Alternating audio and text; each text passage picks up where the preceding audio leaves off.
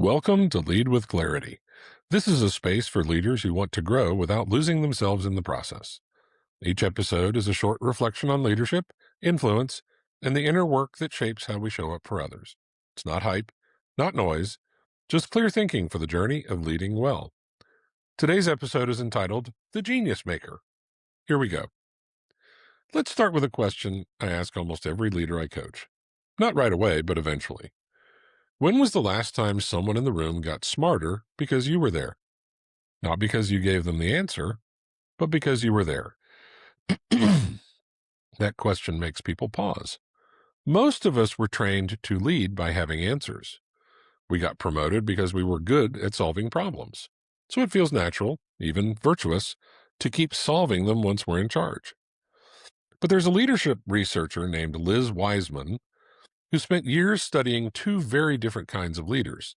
And what she found should make all of us rethink what we're actually rewarding in ourselves. Her line is this: multipliers are genius makers. They bring out intelligence in others. Sit with that for a second. Genius makers. Not geniuses, makers of genius in other people. Here's the leadership moment I want you to picture. You're in a meeting. Someone on your team is working through a problem out loud, and you can see where it's going. You know the answer. Every instinct says jump in, save time, move things along. So you do. You finish the thought, you name the solution, the meeting moves on. It feels efficient. It feels like leadership.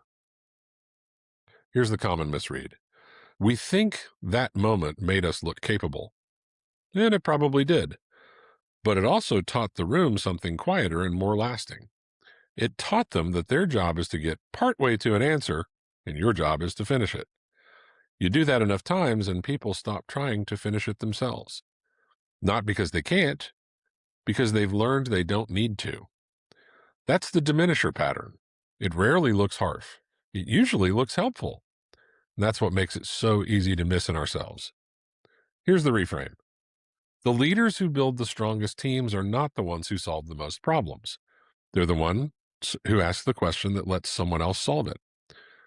They let a silence sit a beat longer than feels comfortable.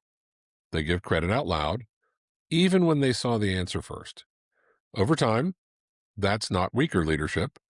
It's leadership that compounds, because it's building capability in the people around you instead of just clearing your own inbox.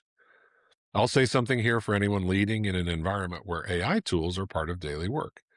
The tools can answer almost anything now instantly. That makes this principle more important, not less. If your instinct is to reach for the fastest answer, whether that's a tool or your own habit of jumping in, you're modeling the same thing either way. You're teaching your team that thinking hard is optional because an answer is always one step away. The leaders who stand out in this environment are the ones who still ask the question before they offer the answer, and who use these tools to sharpen their team's thinking rather than replace it. That's true whether you're using AI every day or not using it at all. The discipline is the same. Here's what I'd like you to carry forward this week. Pick one meeting, one conversation, and instead of offering your answer first, ask a real question and wait. Notice what happens when you let someone else get there. Notice how it feels to hold back, and notice what it does for the person across from you. Here's the thing worth remembering. Multipliers are genius makers. They bring out intelligence in others. That's not about being the smartest person in the room. It's about what you do with everyone else's intelligence once they're in it. Ask before you answer. Let someone else own the win. Watch for who's gone quiet and find out why. Small habits, practiced consistently, are what turn a group of capable people into a team that thinks for itself. That's the work, and it's worth doing well.